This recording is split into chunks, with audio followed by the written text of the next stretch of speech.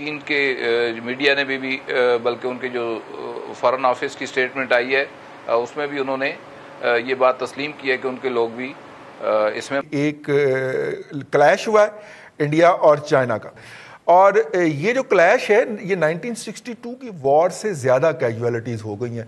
उस वक्त इतनी कैजुअलिटीज़ नहीं हुई थी, उस वक्त तो खैर ऐसा क्लैश हुआ भी नहीं था, लेकिन ये वाला क्लैश जो है अब एक पहला हलाकत कही जा रही है 48 साल के बाद इस फ्रंट के ऊपर।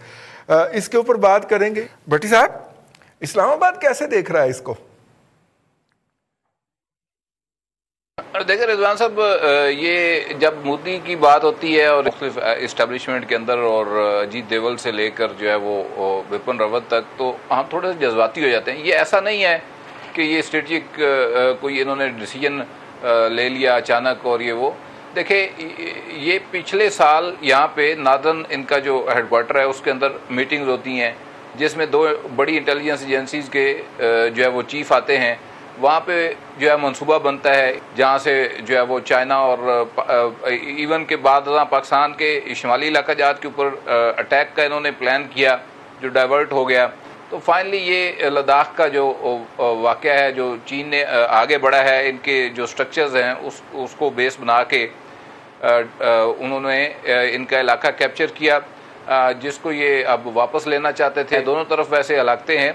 चीन के मीडिया ने भी बल्कि उनके जो फॉरेन ऑफिस की स्टेटमेंट आई है उसमें भी उन्होंने ये बात तस्लीम की है कि उनके लोग भी इसमें मरे हैं। लेकिन ये जो देखिए बेसिकली आपका एक कोर इंटरेस्ट है, कोर स्ट्रेटजिक इंटरेस्ट है, फिर ब्रॉडर स्ट्रेटजिक इंटरेस्ट है, फिर उसके बाद पैराफ्री इंटरेस्ट जो है वो होते हैं। तो चीन के साथ इनका कोई ऐसा स्ट्रेटजिक इंटरेस्ट अपना क्लैश नहीं कर रहा था मासवाए के जो थपकी लगी हुई है इनको बड़े साहब की, उसके अलावा कोई फिल वक्त रीजनल हेजमनी के हवाले से जो इनका पुराना एक ख्वाब है और फिर उस ख्वाब को इन्होंने बाकायदा तौर पे अमली शक्ल देने की कोशिश की जब से ये हिंदुत्व राज आया वहाँ पे, और एक मखसूस किस्म का माइंडसेट एक्सट्रीमिज़म जो है वो हर सोसाइटी के अंदर प्रमोट किया गया। उसके बाद दोबारा इन्होंने जो है वो जाकर हमला किया।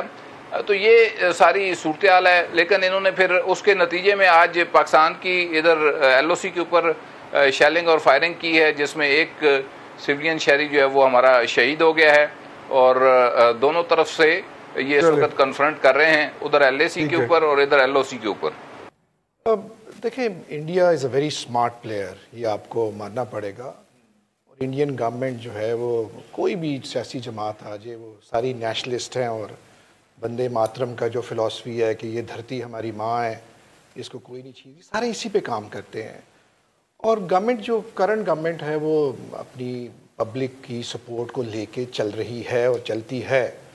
और देखिए कश्मीर एक बहुत बड़ा आपके सामने एक मिसाल है कि किस तरह उसने प्रेशर सस्टेन किया इंडिया ने। It is over more than 300 days now, और दुनिया भर का प्रेशर जो है वो वहाँ पे जो हो रहा है, लेकिन इंडिया अपनी पॉलिसी से टच से मस ना हुआ। अब दूसरी बात है कि इंडिया में अकाउंटेबिलिटी भी बहुत ज़्यादा, तो ये एक तो पता नहीं ये नॉन डिप्लोमेटिक मेरी स्टेटमेंट है, एक तो ये अच्छा हो गया कि इनका टकराव जो है ये वहाँ पे हो गया है, और एक तकड़े बंदे के साथ इनका, तकड़े मुल्क के साथ इनका एक वहाँ पे मत्था लगा है। और एक रीजनल कह लें पाकिस्तान, एक सवाल उठता है कि पाकिस्तान की अब क्या पॉलिसी होनी चाहिए इसमें। 62 वाली होनी चाहिए जी, हमें अमेरिका जाना चाहिए, ट्रंप से पूछना चाहिए जी कि जी चाइना को मार पड़ रही साढ़े वास्ते क्यों? हमारे पास तो देखिए हम, चाइना हमारा साथी है, वो जो झटकी जो मिसाल होती है, हम तो अपने साथी के साथ खड़े होंगे यहाँ।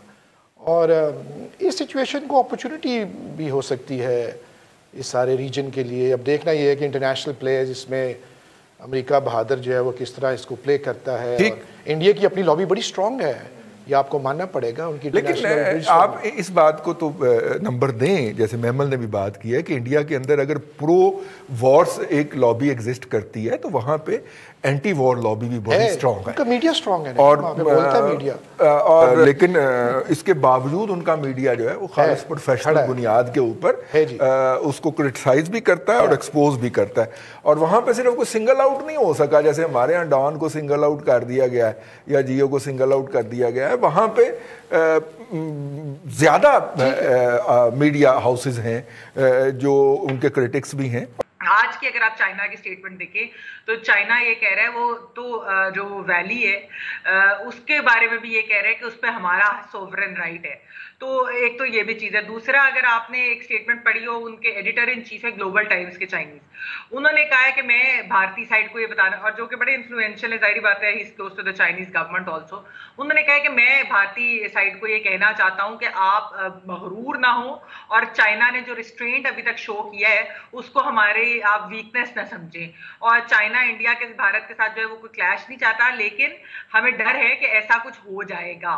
तो ये भी एक बड़ी इंपॉर्टेंट चीज है। जहां तक आपने पाकिस्तान और वो सारी बात की, देखिए आज पाकिस्तान की आला फौजी क़यादत जो है वो एक इमरजेंसी मीटिंग उन्होंने की है इस पूरी सिचुएशन के ऊपर, और पाकिस्तान के जो है वो कश्मीर के बॉर्डर पे क्या हो रहा है, और ये कि चाइना और भारत के बॉर्डर पे क्या हो रहा है। फिर जाहिर बात है कुछ स्ट्रैटेजीज भी उसके बारे में बनाई होंगी कि इन केस खुदा न खास्ता कोई पाकिस्तान के साथ ना कोई भारत का क्लैश, या फिर जाहिर बात है जो भी सारी जियो स्ट्रेटेजिक पोजीशन है वो सारा कुछ उन्होंने, तो एक वो भी चीज होती है। फिर दूसरा ये है कि चाइना और भारत का तो वैसे भी एक पाकिस्तान और इंडिया से ज्यादा बड़ा क्लैश है एक्चुअली अगर देखा जाए। हालांकि उनकी ट्रेड है, ट्रेड जाहिर बात है उनकी बहुत ज्यादा है, और उसी की वजह से वो जंगों से और उस तरीके से अभी भी रिसेंट ईयर्स में बचे हैं। जहां तक ये मैं सिर्फ थोड़ा सा ये बताना चाहती हूँ कि देखिए इस बॉर्डर के ऊपर ना गोली नहीं चलाते, तो इसीलिए जो ये बड़ी ग्रूसम डेथ्स हुई हैं दोनों साइड्स की, ये रॉड्स या मुक्कों से या स्टोन से, बहुत ही कह रहे हैं खौफनाक और ग्रूसम किस्म की है। तो ये देखते हैं कि इसको भारत किस तरह से हैंडल करता है, क्योंकि ये बड़ा उनके लिए, मोदी सरकार के लिए बड़ा डिफिकल्ट टाइम होगा।